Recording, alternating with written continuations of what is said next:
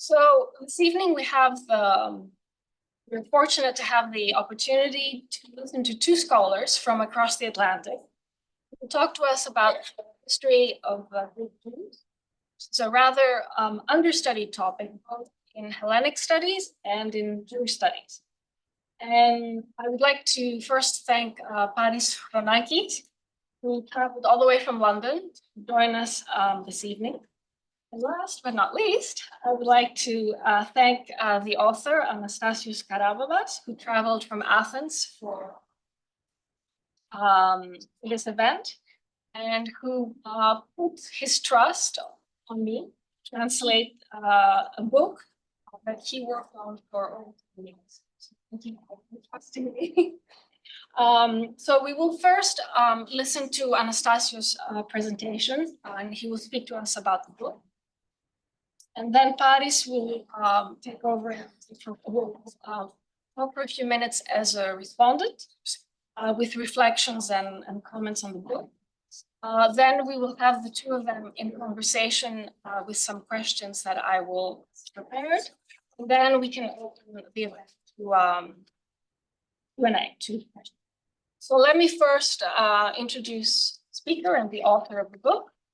So Anastasios Karababas is a French Greek historian and teacher.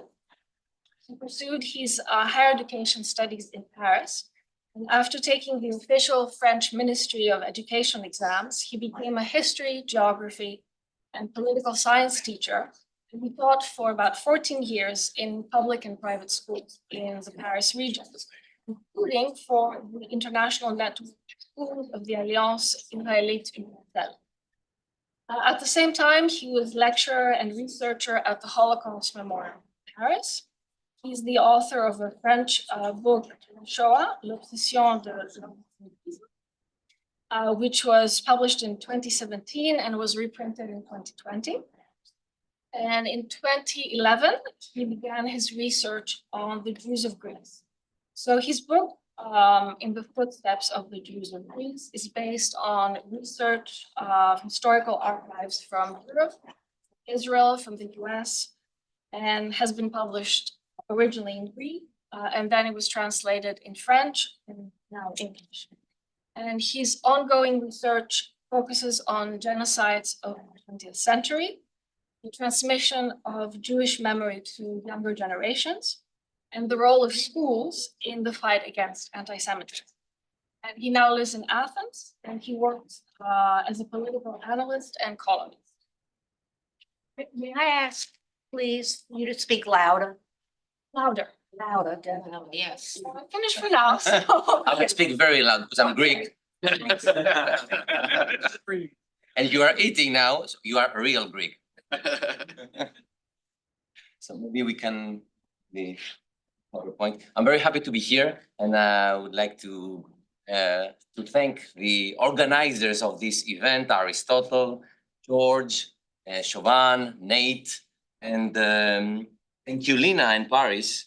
I'm very honored to have you here in New York and to discuss about my book and my research on the Jews of Greece.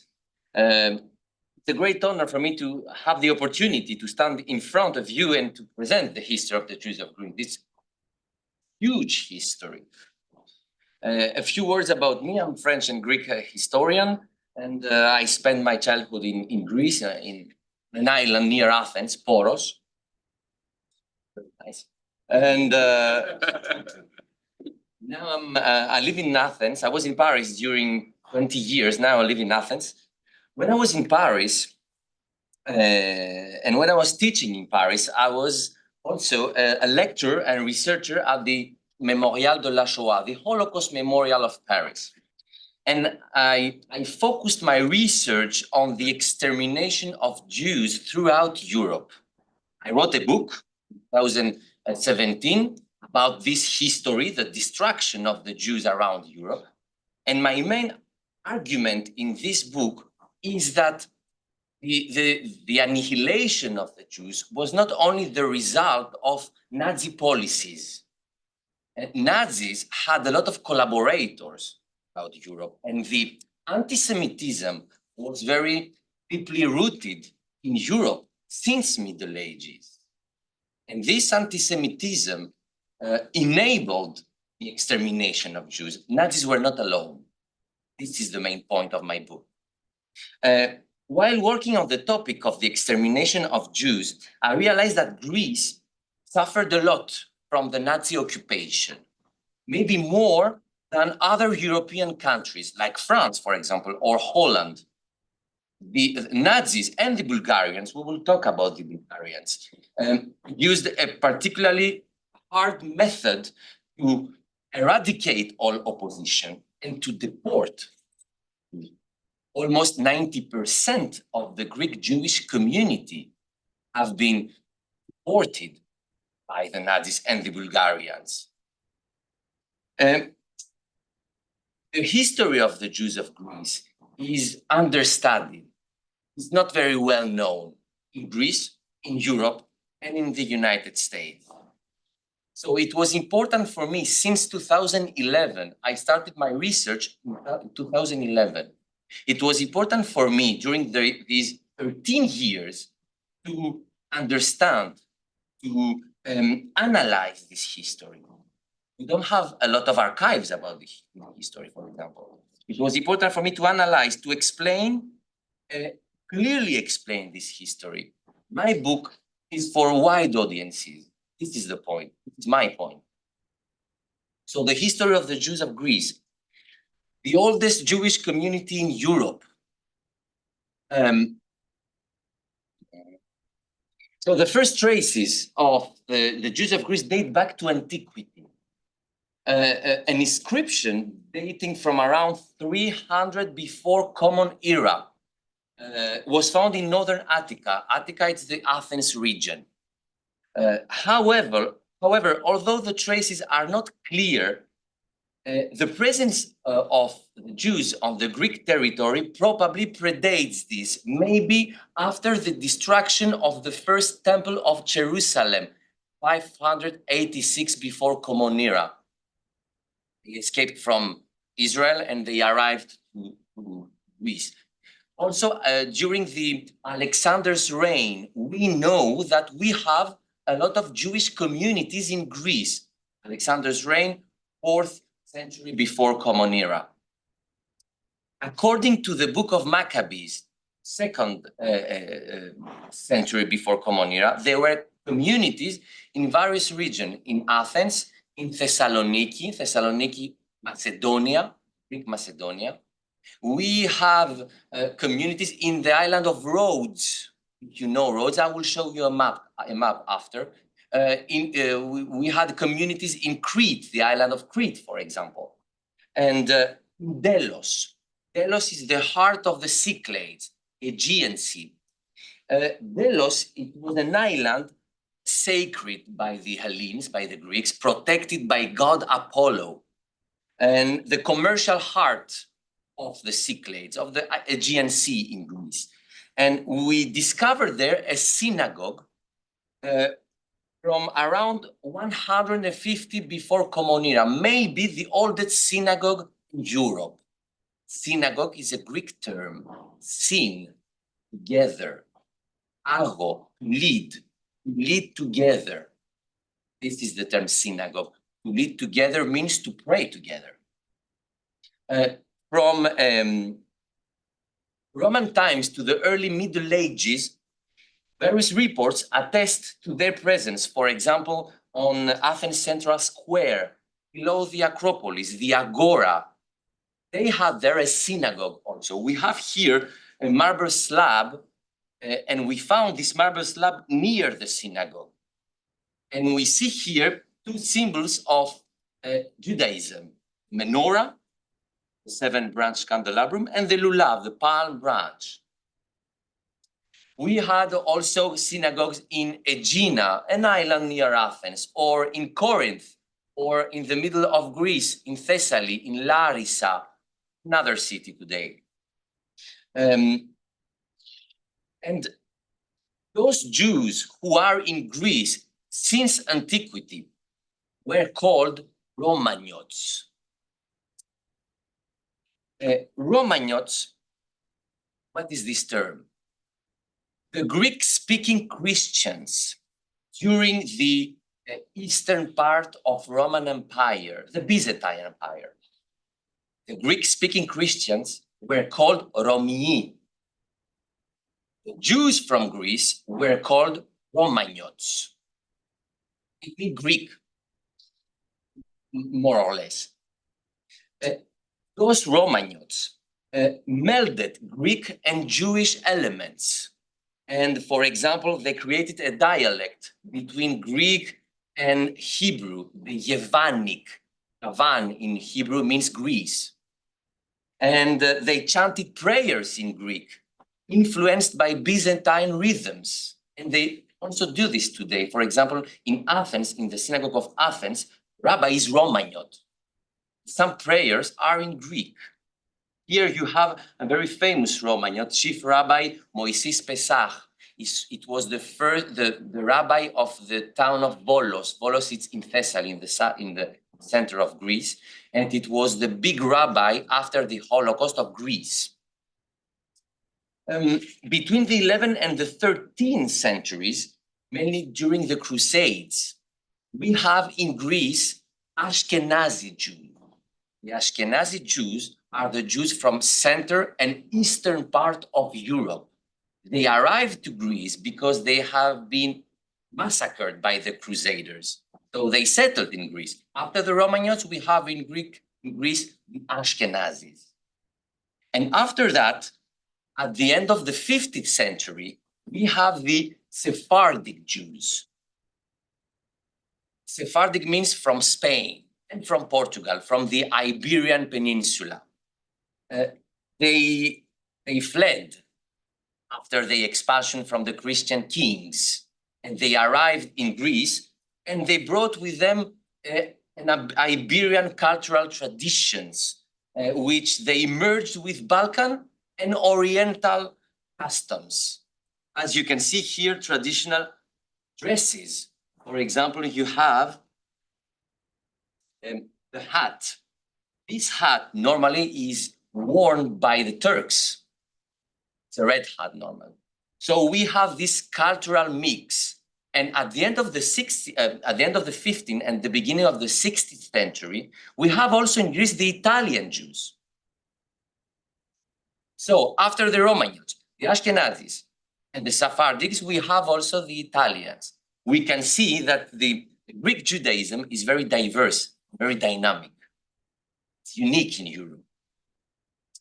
On the eve of the Second World War, around 75,000 Jews live in Greece, a country with a population of over 7 million people. More than 30 communities in Greece were recognized by the state. For example, you have the largest synagogue, Thessaloniki. You have Athens. You have, for example, Ioannina, the capital of the Romaniotes, the Greek Jews. Corfu, the island of Corfu.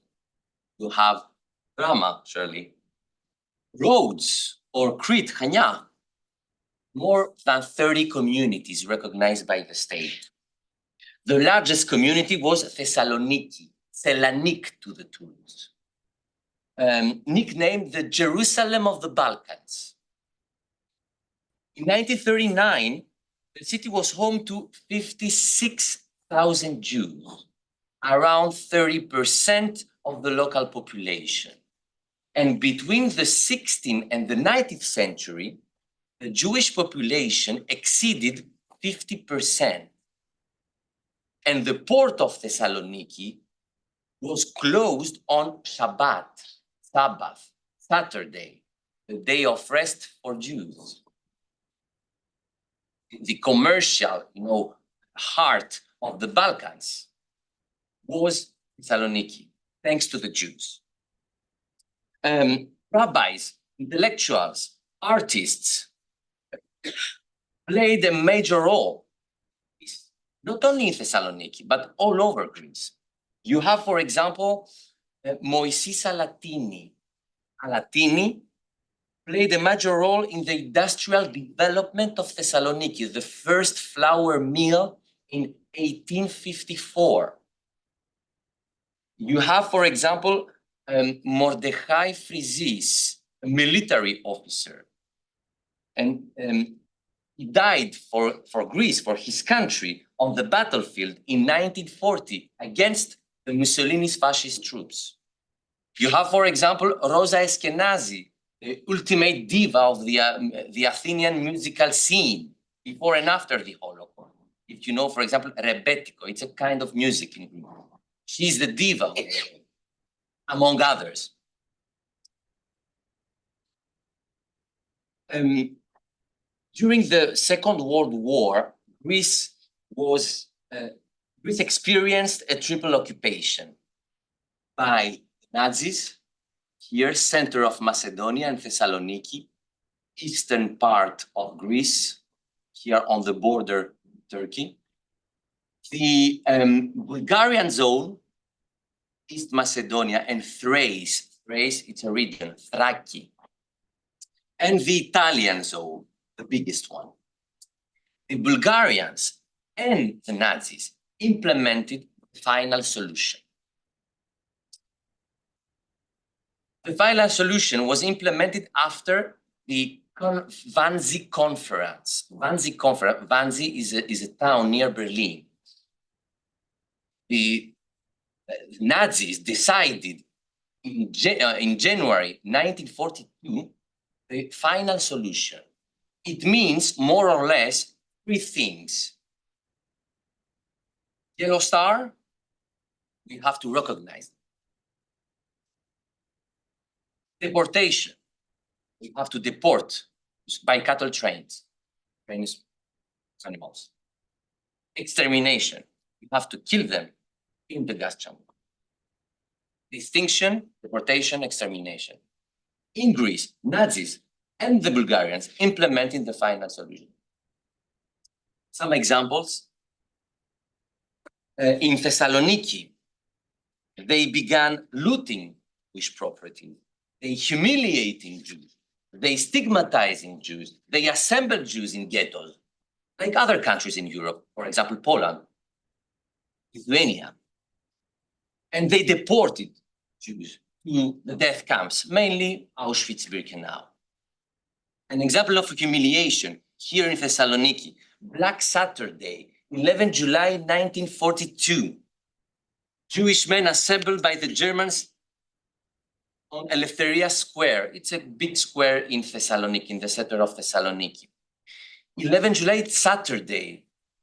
They did that on purpose, Saturday, day of rest for Jews. They wanted to disturb the Jews.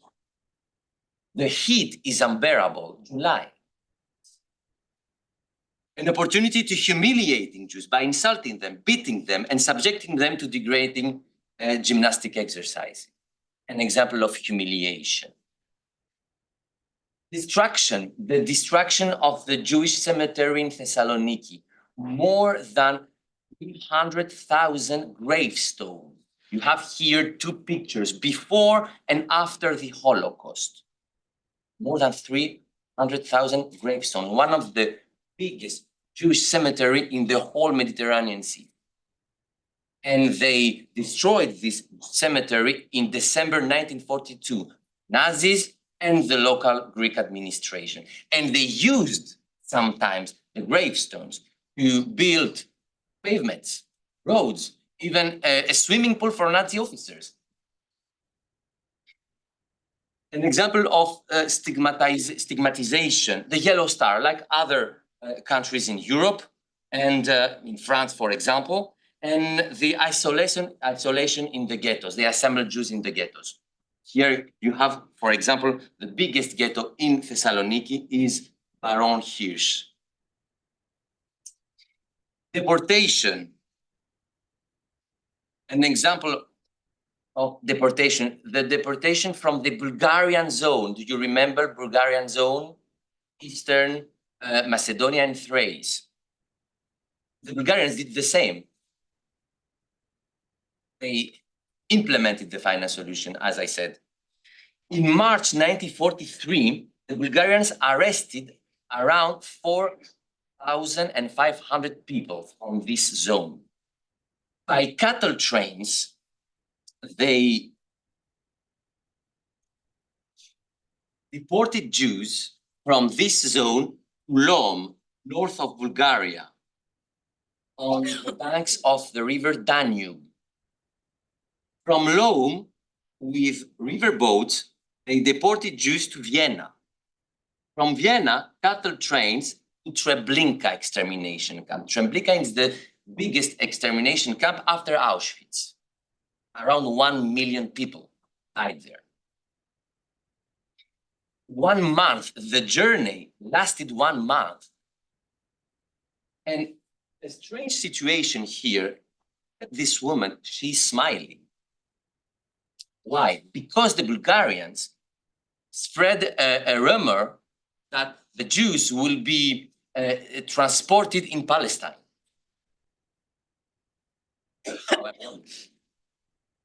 Extermination rates in the northern part of Greece were among the highest in Europe, more than 95%. One of the biggest percentages after Poland, Lithuania, and Hungary. Sometimes 100%. The Italians didn't organize any deportation, but it sometimes even saved some Jews. But from September 1943, the Nazis took over the Italian zone. So they deported all the Jews from the Italian zone after September 1943. Some examples, you have, for example, Ioannina.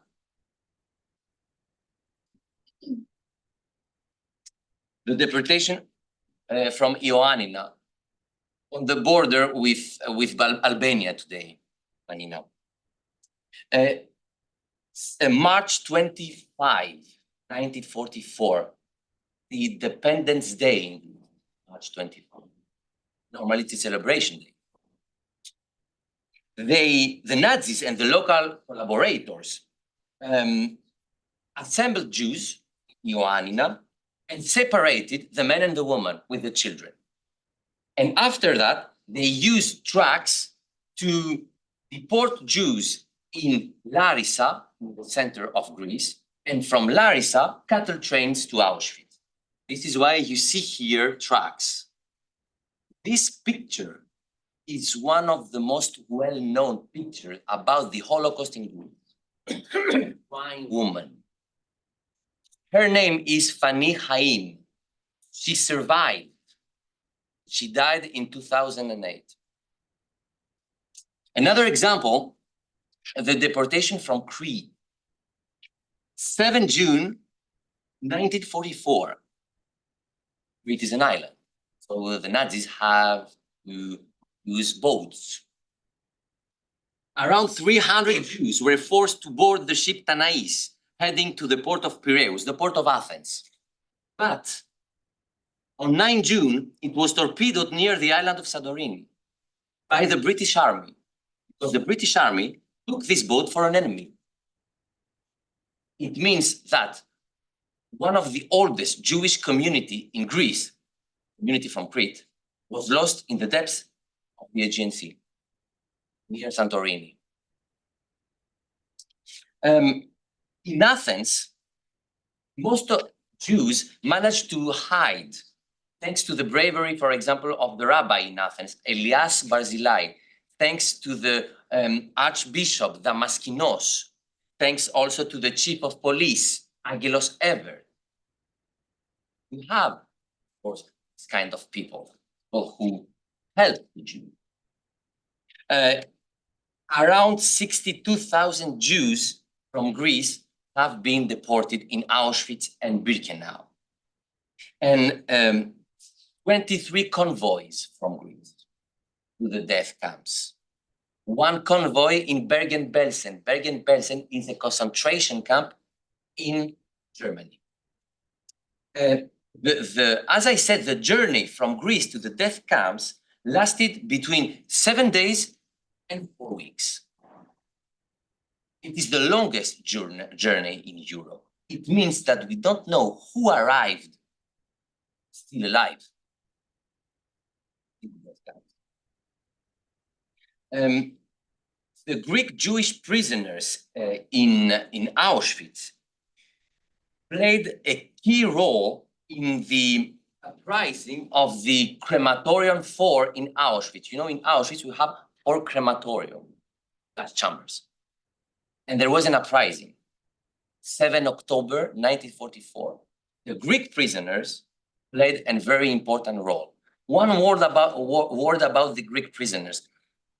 In Auschwitz, the Greek people are different from the others. They were not Ashkenazi Jews. Ashkenazi Jews from Central and Eastern part from Europe. They were mostly Sepharids or Romaniotes. They didn't speak German.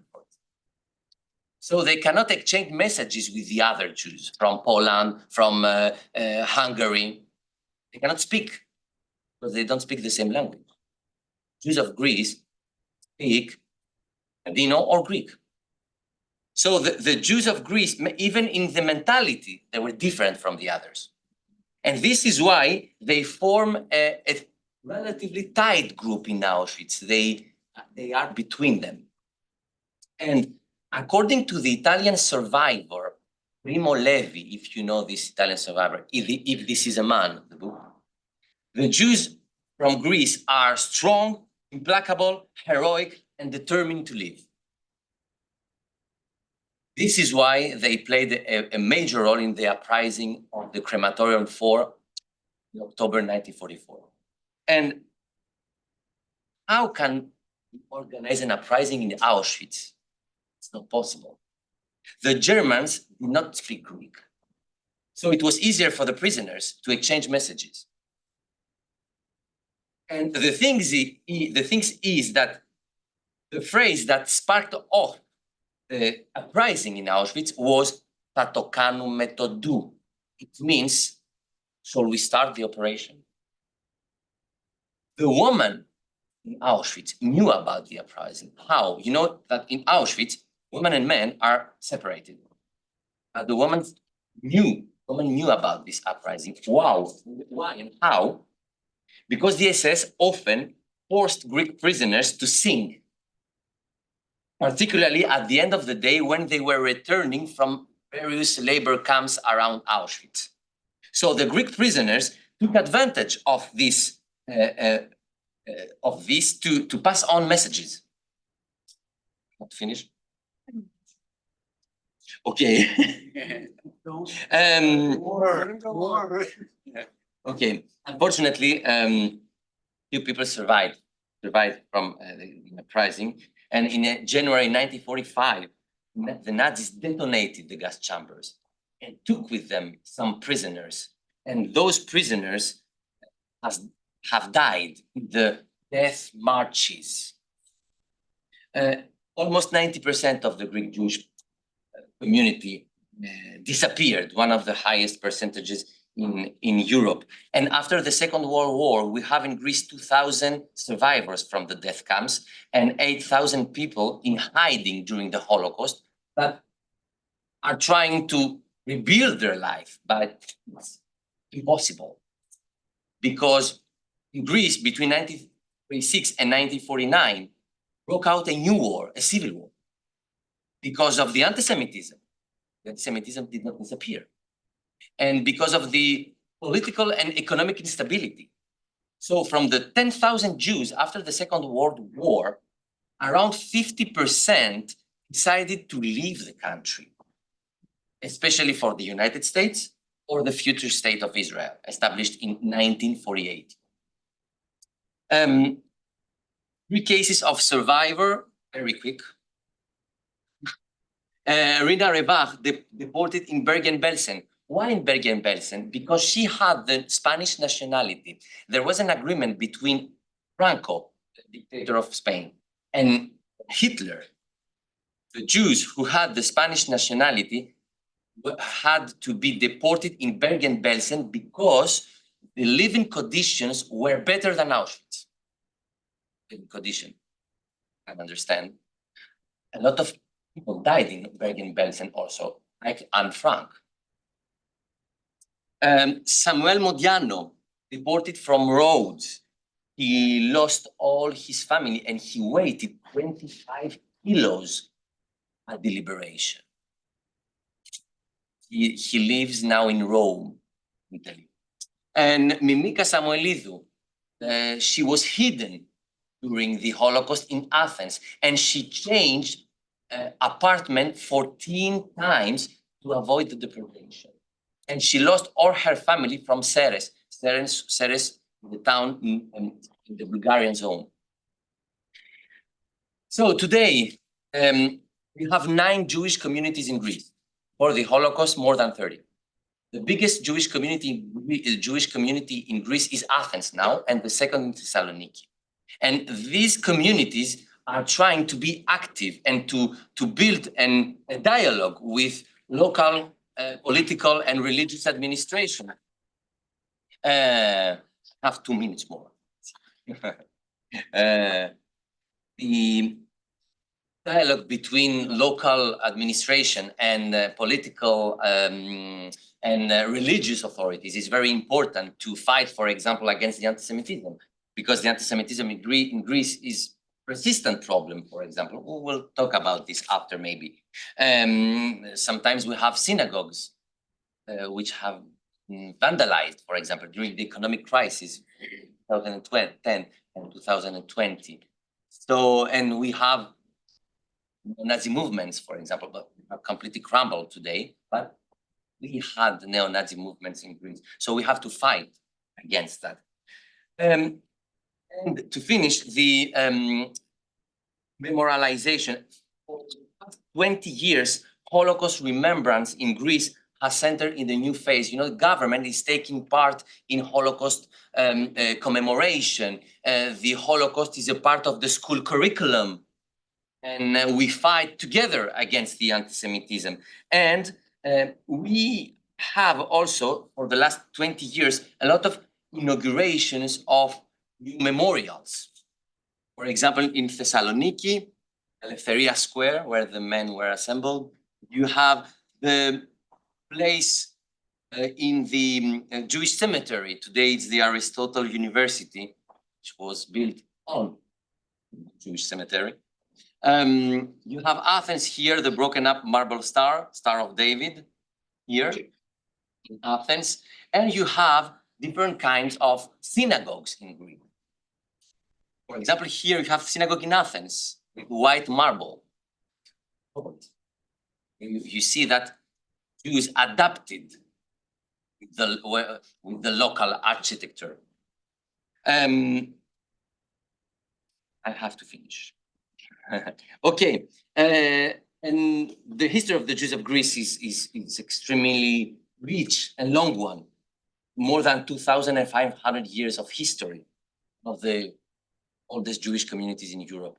It's very important to pass on this history. You know, a small personal story. When I was younger, when I was in high school, we had a huge book about the 20th century and big chapter about the Second World War. Nothing was mentioned about the Holocaust. But this is changing now, and the Holocaust is a part of the school curriculum. I want to finish with a sentence. The survivor from Romania, Elie Wiesel, and writer, said that those who don't know their history expose themselves to its repetition. Forget that is to kill them a second time. So it is important, new generation, to pass on history. And I think that knowledge, the best weapon against anti-Semitism, racism. Thank you so much. So Dr. Paris, can you hear me? So Dr. Paris Chronakis is a lecturer in modern Greek history at Royal Holloway University of London, where he teaches and does research on the history and memory of the modern Mediterranean. And his work explores questions of transition from empire to nation state, bringing together the entangled histories of Jews, Muslims, and Christians from late Ottoman Empire up to the Holocaust. In recent years, his research and publications have expanded to Balkan war refugees, Thessaloniki in Greek interwar Zionism, and anti-Zionism, Holocaust of Sephardic Jewry, and digital Holocaust studies.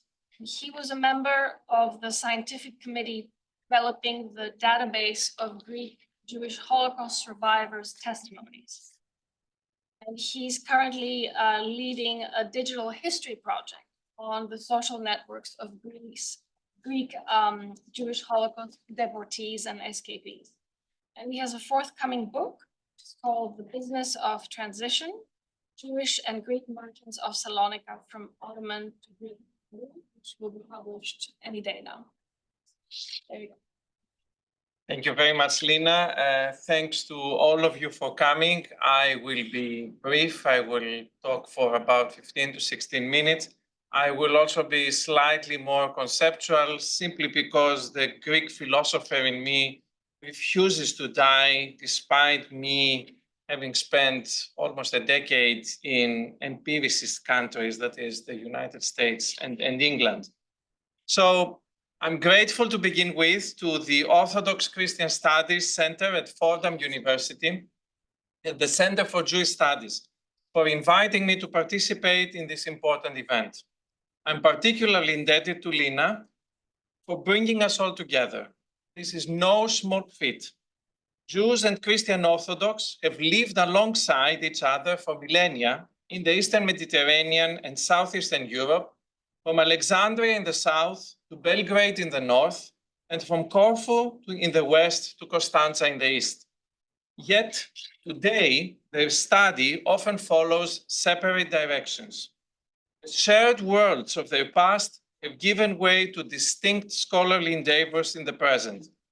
This is not just an intellectual loss, but a political liability as well, for it deprives our countries back there, Greece, Northern Macedonia, Serbia, Romania, Bulgaria, as well as our Greek Orthodox and Jewish diaspora communities here, of the opportunity to engage in the kind of soul-searching dialogue that fosters an appreciation of the other and understanding of the self.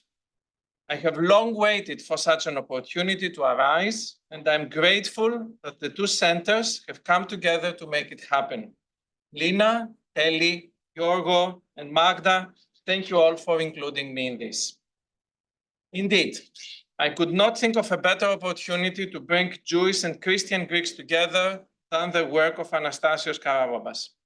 Its geographical breadth and chronological depth, the way it brings back to life the many pasts of Greek Jewry in all their vitality, while addressing the complexities of their catastrophic erasure, its emphasis on remembrance as much as on history, make the book a colorful tapestry, expertly woven, bringing to relief some fundamental questions.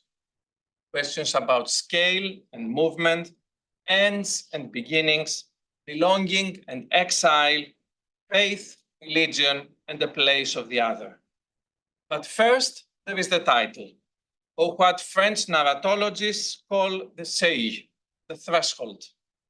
Greek Jews and Christians, Mediterranean people that we are, know well how important thresholds are, both in life and in books. Like the doorstep of a Christian or Jewish house in a small Greek town, the threshold is a liminal space, a place of separating the outside from the inside, but also a place of inclusion. It is a space of gathering where neighbors, especially women, meet the early evening, exchange news and gossip, share their joys and sorrows, and build a community of feeling. In the footsteps of the Jews of Greece, the book's title does exactly that, inviting us to enter a different, more private world, hidden from public view, much like a house is. Yet, the French and Greek titles of the book do an even better job. Sur les traces des Juifs de Grèce, στα ίχνη των Εβραίων της Ελλάδας, they read. The key word here is trace, or ίχνη, traces in French. Now, a trace should not be understood as evidence. the kind historians are trained to collect, analyze, and interpret. Rather, a trace is something less scientific and more experiential. To recognize a trace, you need local knowledge. You must be an expert of the land, live in it, and interact with it. Traces call for vernacular knowledge, intuitive and empathetic, not abstract or detached. Yet, if looking for traces is not intellectually unsettling enough for a historian trained in a university like me, the notion of the trace further calls into question another aspect of research, our research. Who is doing the tracing and for what purpose? As you all know, there are mainly two kinds of people who look for traces: hunters and returnees. And so, Anastasios' book places the reader in two oppositional yet complementary positions. Jews have been hunted for millennia, and this hunt has left traces for us to find. Yet by following those traces, we are also returning to a seemingly foreign place we might as well call home, the phantasmatic, haunted world of Greek Jewry, our home, long abandoned, yet still ours. Now, once we start following these traces, we realize they take us on a journey around Greece unlike any other. Those of us who have studied Greek history or simply visited the land are accustomed to a very, very different itinerary. The story and the journey usually begin at the center, Athens, the capital of Greece. And from there, we move outward, first to the so-called Old or Classical Greece, which includes the Peloponnese and the Aegean Islands, and only later to the northern parts, or New Greece, encompassing the regions of Epirus, Greek Macedonia, and Thrace. In short, we move through time as much as through space from the national center, Athens, to the periphery.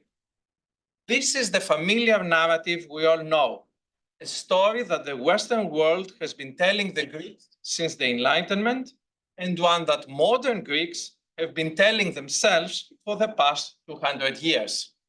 Athens is the center. Anastasios, by contrast, tells this story in reverse order, from the end to beginning, much like reading a Greek book the Jewish way. Instead of beginning with Athens, he opens with Salonika, present-day Thessaloniki, Greece's capital of the north. I think he's right to do so. And I say this not only because I'm from Salonika myself, and like any Salonican, miss no opportunity to ridicule or mock or criticize Athens. Rather, I believe it is fitting for the book to open with Salonika precisely because Salonika was a city like no other. It was a place where Sephardi Jews were a near majority for nearly 5 centuries, where the port stood still on Saturdays, and where Ladino, or Judo-Spanish, was the lingua franca of the market. Salonika was incorporated into the Greek state only in 1912, almost 100 years after Greece gained its independence from the Ottoman Empire. From a Greek Christian perspective, then, it is Salonika that is peripheral. Yet from a Greek Jewish perspective, Salonika sits very comfortably at the center. It was the city with the largest Greek Jewish population by far, and the one that suffered most during the Holocaust, when almost 95% of its 56,000 Jews perished. Opening a book about Greek Jewry with Salonika thus makes sense in so many different fronts. It's historically accurate, methodologically sound, and also ethically correct, a fitting tribute to one of the greatest Jewish communities in Europe. However, Anastasios' choice to start with Salonika and only end with Athens, to go southbound rather than northbound, also underscores the importance of Greece's Jewish history for the study of Greece as a whole. By literally reversing course, moving from the periphery to the center, from the borderlands to the nation's capital, Anastasios brilliantly illustrates just how artificial these categories, the category of the center and the category of the periphery, are. Worse, how tied they are to a specific rendering of Greece as a Christian nation. To start with Jewish Salonika and end with Jewish Athens disrupts our certainties. It suggests the long neglected existence of a different topography, a Jewish Greece, the flip side of Christian Greece. The book is therefore an exercise in scale.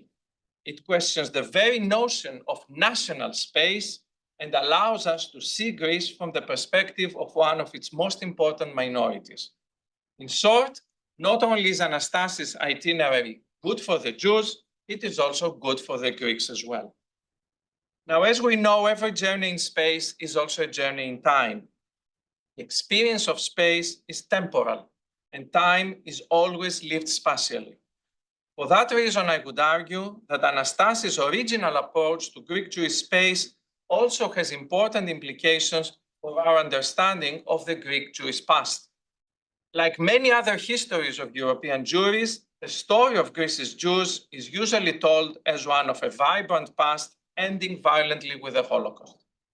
This is the story Anastasios tells as well, dedicating a separate section to each community and discussing its history first, followed by its fate during World War II. However, his book also subtly counters this dominant narrative. Anastasios traces each community over a vast swath of time, from antiquity and Byzantium through the Ottoman period and up to the 20th century.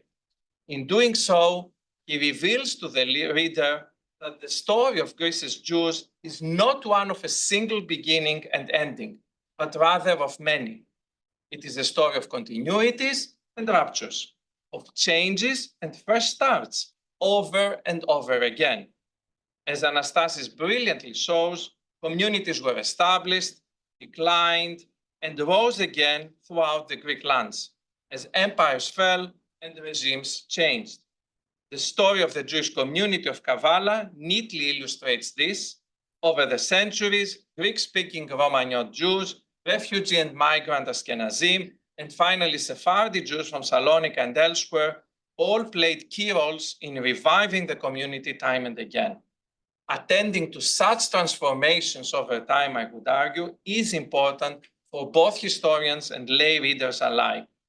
They help us escape from the unconscious yet highly problematic teleology of the Holocaust, viewing every preceding event, every trace of Greek Jewish history as inevitably leading to that catastrophe. Conversely, they also help us avoid the opposite tendency, still widespread in Greek public culture, of treating the Holocaust as an external event, something that happened to the Jews for reasons alien to the country. This brings me to my final and somewhat sadder point. The space and time of Anastasios' story, the way he moves from the nation's periphery to the center and highlights the many ruptures in Greek Jewish history, prompt us to revisit the story of Greek anti-Judaism itself. Anastasios courageously confronts the issue directly.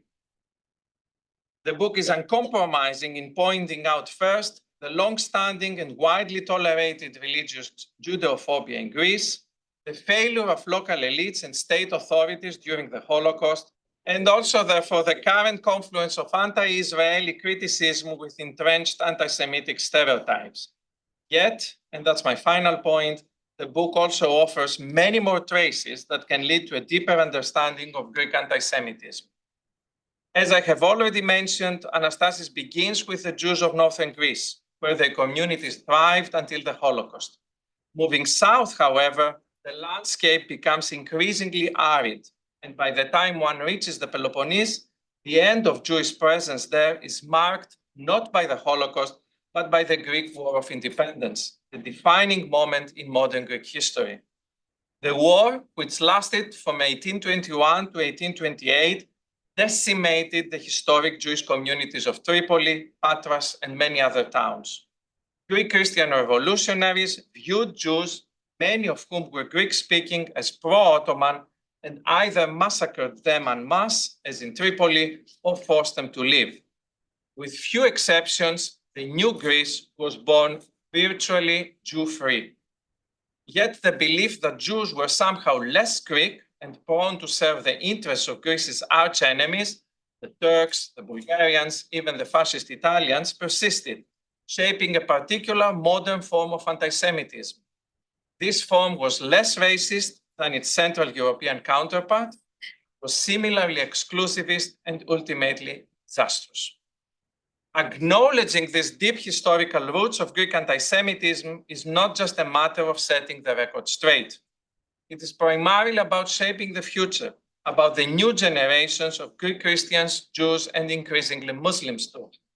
It involves asking how Greece can make space for its Jews and Muslims, for example, to participate in celebrating a national holiday like the Greek War of Independence, which resulted in the erasure of entire Jews and Muslim communities from the new and Greek map of the country. I do not claim to have answers to this question, but I do believe these are the kinds of questions worth asking. And to ask them, there is no better trace finder than Anastasios' book, nor a better place than the Centers for Jewish and Orthodox Christian Studies at Fordham University. Thank you all for your attention. Thank you, Anastasi, for your work.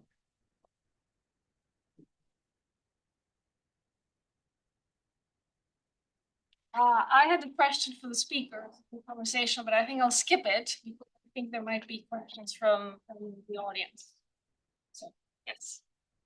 Thank you very much for the presentation and the wonderful commentary. So my question is about the relation between the Romaniotes, the Sephardim, and the Ashkenazim, different parts, phases of history.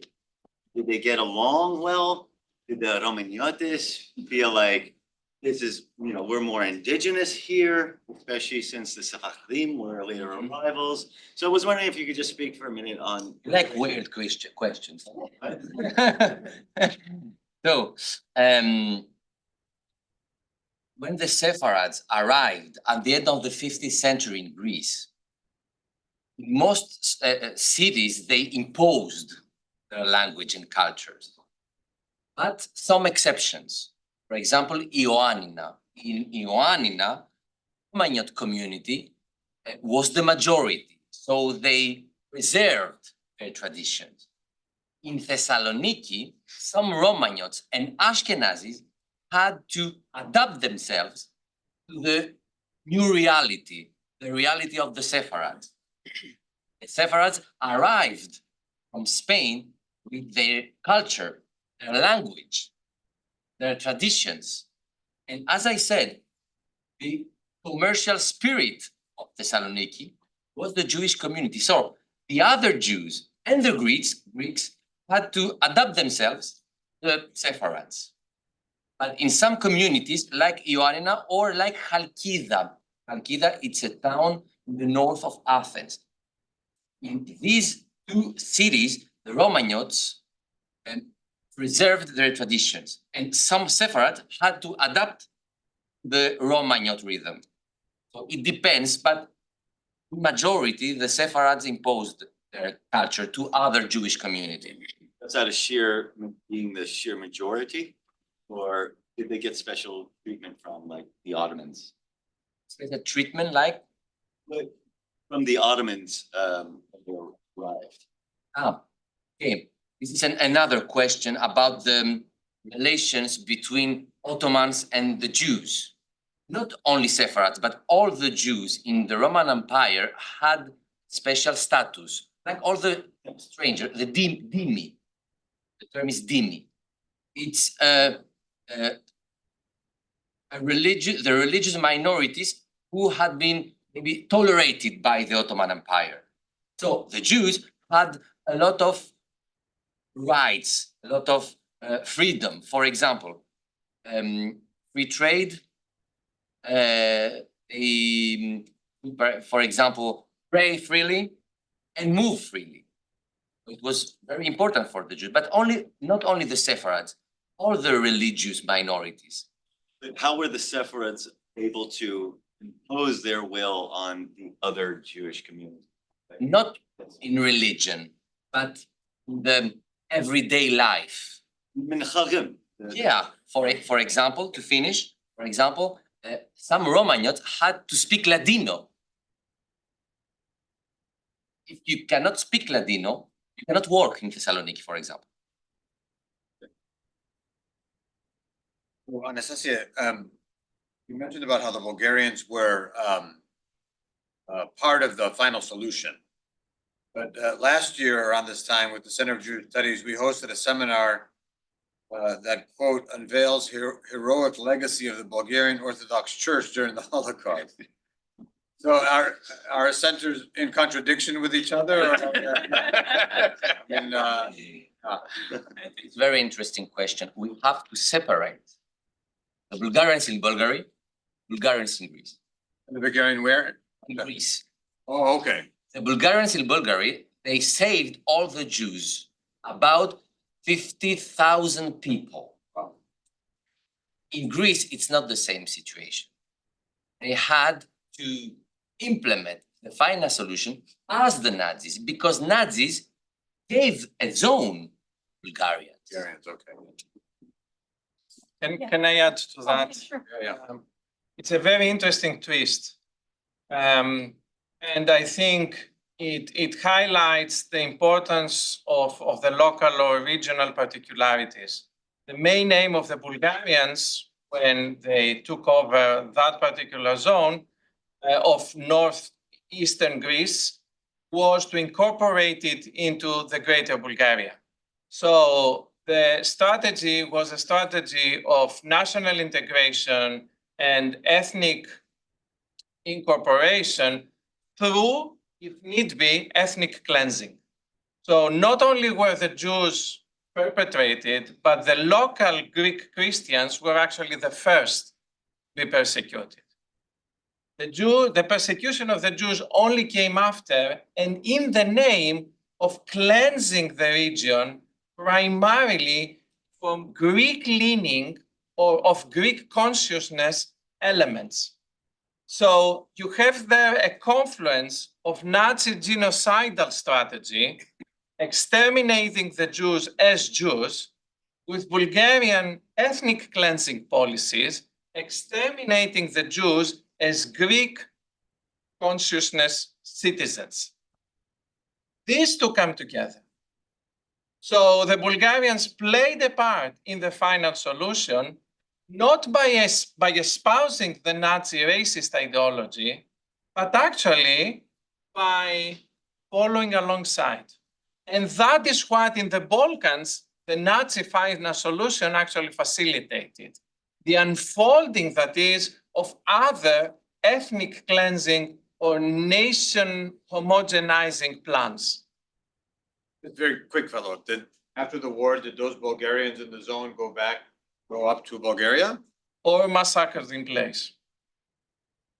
And we have the So same it's a spiral of violence that begins with the late Ottoman, in the late Ottoman Empire, goes on during the Balkan Wars, continues in a kind of a latent manner over the interwar period with the Komitadjis, for example, or the Greek policies of homogenizing the region by bringing in refugees from Asia Minor, and eventually explodes over the course of the Second World War.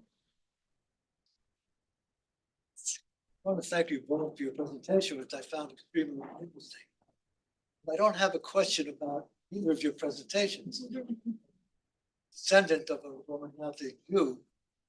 I'm curious to know why each of you decided to study the history of the Greek Jews.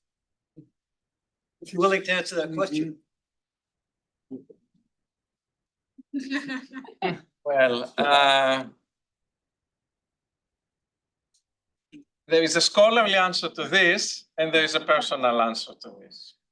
I'll start with the personal answer. Because the Jews in Thessaloniki I befriended, be that Holocaust survivors, university professors, or younger generation students I had, were wonderful people. They were wonderful people to be around. And that sparked an interest and made the study of Thessalonican Jewry, because this is my field, an incredibly, not just fascinating, but also empathetic and enjoyable thing. The scholar, so people matter. That's what I want to say. Historians deal with the dead, but we do so by interacting with the living. The scholarly answer is that I was primarily interested in interethnic relations, and I still am, between Sephardi Jews, Orthodox Greek Christians, and Muslims in those great cosmopolitan cities like Salonika. And the Jews of Salonika, although they were not at the center of my research to begin with, they kept popping up. Wherever I dug, whichever archive I researched, and these were Greek language, commercial records, Chamber of Commerce archives, archives of associations. There were so many Jews there. And therefore made evident how important their presence was for writing an integrated history of the city and history of the region. It's like writing a history about New York. You just cannot help it. So for me, my grandfather was in the resistance. So I grew up with a lot of stories of the resistance against the Nazis. This is a personal story.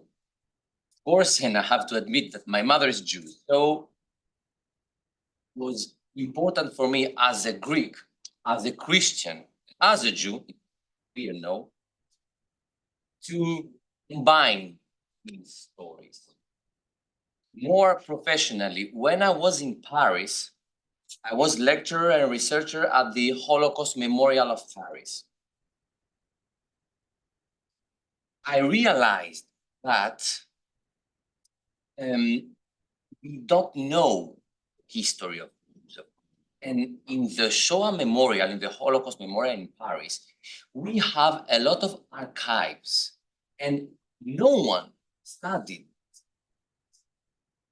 So it was very important for me as a Greek, as a Jew, as a Christian, to maybe analyze this situation. I took 11 years and to clearly explain this situation to the new generations, for example, and to fill in that knowledge gap, because bibliography is very poor, but things are changing. But according to my opinion, it is important to know now as Greeks that the history of Greece is not only the Christian history, is not only the official history. What is the official history? We fought against the Ottomans. We fought against the Nazis. Yes, of course. But on the other side, we have the Jews of Greece. We have the Muslims of Greece. We have the Armenians. I think that after the crisis between 2010 and 2020, the economic and political crisis, I think that Greece is ready to know about its past, all the past, glorious and maybe sometimes less glorious.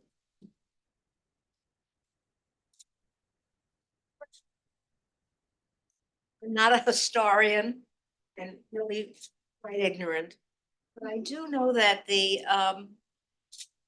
that after the destruction of the temple in Jerusalem by the Romans, there was a dispersion of Jews to Europe and other areas. Earlier, when you had the first destruction of the temple by the Babylonians, I believe, did that result in a lot of Jews going to Greece, or Right, I don't know if my timeline is correct.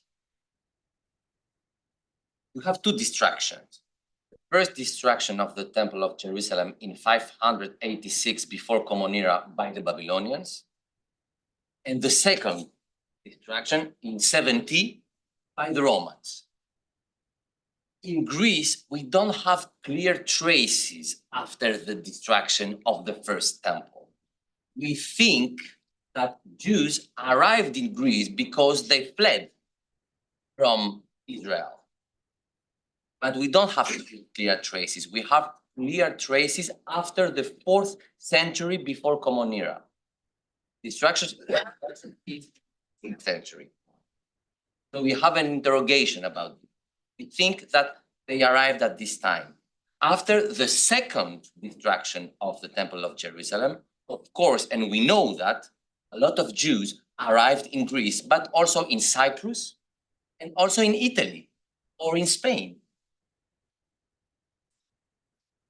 That there had been Jewish community even before the destruction of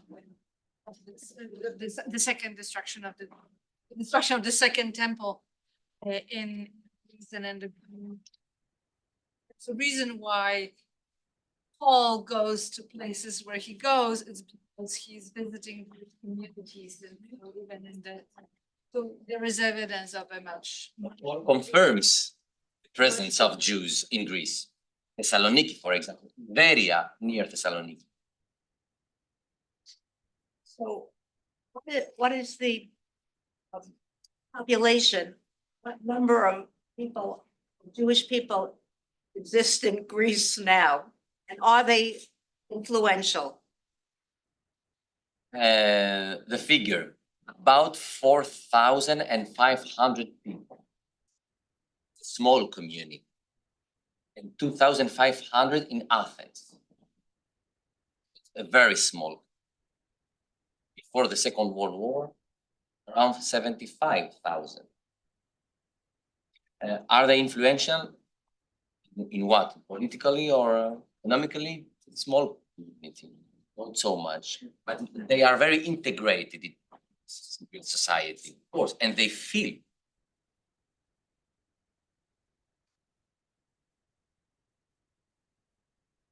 Don't have much time left, so I will not ask a question, although I have a ton and I would love a longer conversation. I will just mention and say that what I heard strikes me as very similar questions with some of the Eastern countries. And I grew up in Poland, and the same kind of struggle over the version of history, struggling how to integrate Jewish past into a narrative. Still, even though there is a general agreement and embracement of the past in Poland, still a tendency of talking about them, Jews in Poland, rather than as a kind of, there's a linguistic challenge in that. And the history of the World War II allowed for that sort of ethno-nationalist narrative solidified, where all these minorities, Jewish, Ukrainian, German, and others were eliminated, and Poland became a mono-ethnic. I would love, and maybe that's a plug for another program where we could engage in these kind of the memory and the struggle of the version of the past. So thank you. Can I add to that just one point? I think it's a great point. It actually points to the kind of dialogues of in the periphery of Europe, is the Czech Republic, Poland, and the others, we need to have, rather than looking at the center, Poles conversing with the Germans, Greeks with France, and so on. I totally agree. Greece and Poland as new states or successor states, post-imperial states, follow similar trajectories. I think the key difference is in the content of anti-Semitism. Whereas in Poland in the interwar period, and please correct me if I'm wrong, anti-Semitism was associated with Judo-Bolshevism to a great extent. In Greece, it was associated with Greece's arch enemies. the Jews as pro-Turks or pro-Bulgarians, spuriously Greek, so to speak. But other than that, the commonalities are actually very striking in the context of the multi-ethnic mosaic that these countries were in the interwar period. So thank you. I can add something. Indisputably, Greece is Eastern Europe. So we have a lot of similarities with Poland, Hungary, etc. But there is a big difference. In Greece, we never had pogroms, for example. Pogroms, mass massacres against Jews.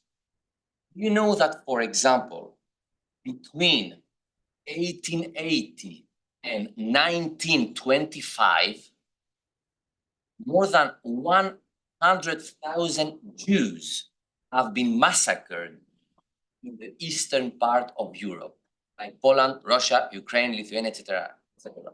And this is why a lot of Jews fled from these countries at this time and arrived to the United States. Steven Spielberg, Woody Allen, they have roots there. In Greece, we never had pogroms. We never had mass massacres. We have the anti-Semitism, and it is very important, maybe like Eastern European countries, but we didn't experience any big massacre. The other thing is that the anti-Semitism in Greece and in Poland, for example, or Eastern countries, is that it is a little bit different, because in Greece, in my book, I use the term Judeophobia. What is Judeophobia? And this is the difference maybe with Poland. Judeophobia, according to my opinion, Greece combines anti-Semitism, hatred against Jewish people, like other countries, anti-Zionism, hatred against Israel after 1948, and most important thing, anti-Judaism. What is anti-Judaism? Hatred against the Jewish religion. In Greece, more or less, and in Russia also, we still consider that Jews killed Jesus. And I think that this point is important in Greece, maybe more important than other European countries. The religion in Poland is very important also, but in Greece, this idea persists today. If you ask a Greek, who killed Jesus? They would respond. And there is a particular thing in Greece with this situation, not so much in Poland or in Hungary, for example. Thank you for the presentation. It was super interesting. I do have a question about Golden Dawn. I know their basis was mainly anti-immigrant, but since it was neo-Nazi, was there an effect on the Jewish? That's it. Yeah, that's a very interesting question. Begin with, if there is one good thing that came out of the crisis, is the fact that Greek elites do not anymore claim or consider themselves to be immune to racism. We have come to understand that there is a strong, deep, persistent racist trend in Greek society, permeates it, and manages to express itself from time to time through, for example, Golden Dawn. So that's one good thing in terms of self-reckoning that came out of the crisis. Now, the anti-Semitism of Golden Dawn is, I would say, historical, in the sense of infusing or informing a neo-Nazi ideology, but its contemporary targets are primarily the migrants. That creates a problem. And it is a problem for the Greek Christians, but it is also a problem for the Jews. Because it poses the question to them whether they would like to distance themselves from the migrants or forge bonds of solidarity with them. And that's politically critical and has consequences. That's a kind of a philosophical question and an identity one, but also a methodological one. Are Jews one minority like others, have been treated as such? Or is there a particular anti-Jewish version of anti-minority discourse that we might call Judeophobia, anti-Semitism, etc., that informs the Greek Christian societies or Greek states' treatment of them?